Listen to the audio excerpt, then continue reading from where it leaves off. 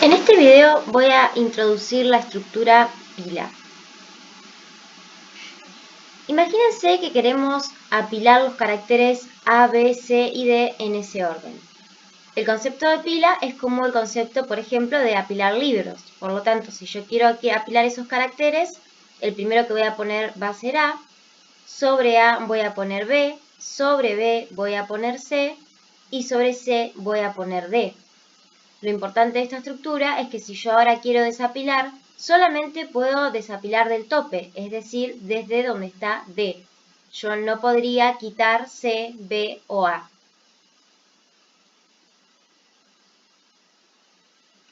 La representación con nodos enlazados, que es la que voy a explicar ahora, lo que hace es guardar cada elemento en un nodo.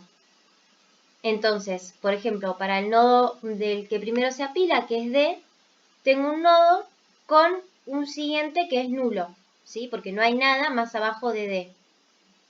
Luego apilo C, y el siguiente de C es el que está por debajo de C, o sea que sería D. Luego apilo B,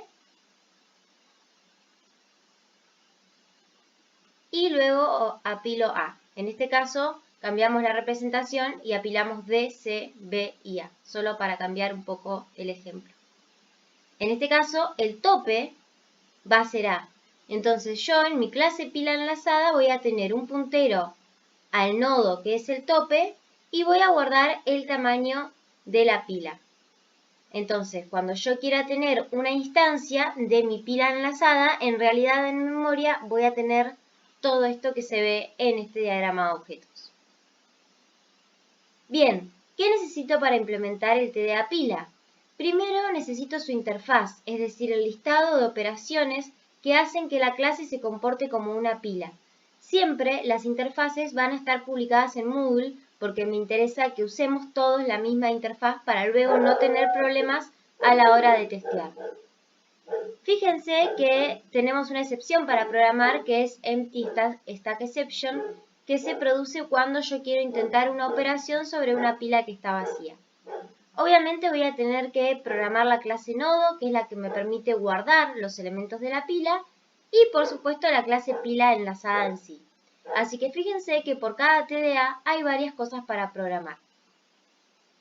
Bien, acá tenemos la interfaz stack, que tiene algunas operaciones, por ejemplo size, que permite consultar el tamaño, y empty, que permite consultar si está vacía, top, que nos permite mirar cuál es el elemento que está en el tope, pero sin desapilar, y esta arroja la excepción empty stack exception en caso de que yo quiera consultar por el tope en una pila que está vacía.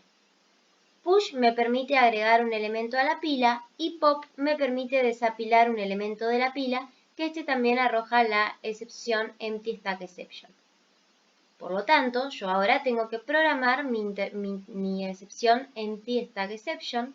Como les mostré en un video anterior, simplemente extendemos de exception y creamos el constructor llamando con super y enviando el mensaje que nos pasan por parámetro.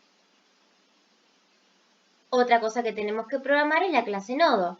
Si recuerdan, en el diagrama de objetos la clase nodo tenía solamente dos atributos. El elemento que quiero guardar, que obviamente es genérico, y un enlace al nodo siguiente. Por lo tanto, tengo los dos constructores, uno que me crea un nodo con el siguiente nulo y otro que me crea un nodo ya determinado el elemento y cuál es el nodo siguiente. Y luego simplemente tengo los setters y los getters. No hay nada extraño en la clase nodo.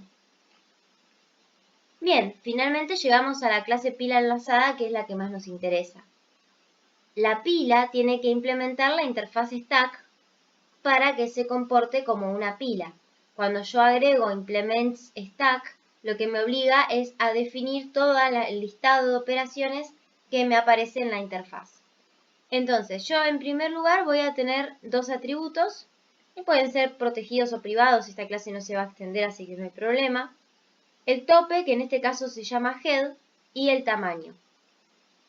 Voy a tener un constructor, es muy importante que cuando una estructura se crea, tiene que estar vacía, por lo tanto head tiene que ser null, porque no hay ningún nodo que contenga elementos, y tamaño tiene que ser 0. y luego empiezo a implementar las operaciones que me dice la interfaz. El método size simplemente retorna tamaño. El método isEmpty simplemente retorna que tamaño sea igual a 0. El método top habíamos dicho que va a retornar el elemento que está en el tope de la pila siempre y cuando la pila no esté vacía. Entonces, lo primero que tengo que considerar es cuándo se arrojaría la excepción empty stack exception. Entonces, si el tamaño es 0, arrojo una nueva empty stack exception indicando que la pila está vacía. Si yo no entrara a este if es porque la pila tiene elementos, entonces tengo que retornar el elemento del tope. Como mi tope está apuntado por la variable head, yo lo que tengo que hacer es a head pedirle su elemento. ¿Sí? Recuerden que head es de tipo nodo. Entonces yo le digo nodo, dame tu elemento que lo tengo que retornar. Bien, el método push es el método para apilar. Entonces yo cuando tengo que apilar algo en mi pila de nodos, tengo que crear un nuevo nodo. El elemento va a ser el element que me están pasando por parámetro. Y el siguiente, si se ponen a hacer un diagramita de objetos chiquititos, se van a dar cuenta que el siguiente es el que actualmente es el head. Por eso, en el segundo parámetro del constructor del nodo, se le pasa head. Pero ahora hay que actualizar el head. El head ahora pasa a ser el nuevo, este último nodo que apilé, por eso a head se le asigna aux. Y luego, finalmente, muy importante siempre, incremento en 1 el tamaño de mi pila. Y por último tenemos el método pop. Otra vez arroja la excepción empty stack exception. Otra forma de preguntar si la pila está vacía es usar directamente el método isEmpty. Esto lo pueden hacer como quieran. Si la pila está vacía, arrojo una nueva excepción empty stack exception. Y si no,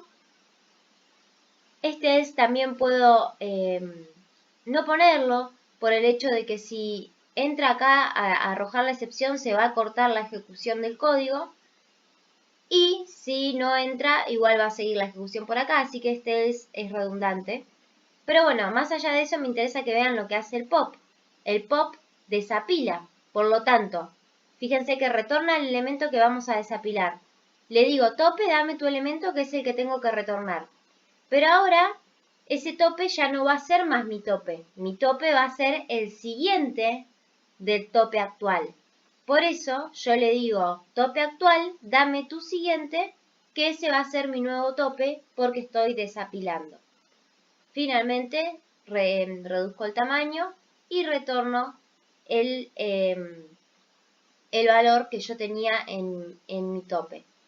Fíjense que tanto para apilar como desapilar estaría muy bueno que se hagan un diagrama de objetos similar al que hice yo, pero para que vean bien cómo es que se actualizan todas estas referencias. Bueno, otra cosa interesante es que por cada TDA que nosotros vamos a tratar en esta materia tenemos programado un tester en JUnit. Es muy importante que vean el video explicativo de cómo instalar y correr un test JUnit y lo que deberían hacer una vez que crean su estructura de datos es correr el tester para ver que esté todo bien. Recuerden que por cualquier consulta pueden comunicarse conmigo a través de mi mail y también pueden utilizar los foros disponibles en Moodle.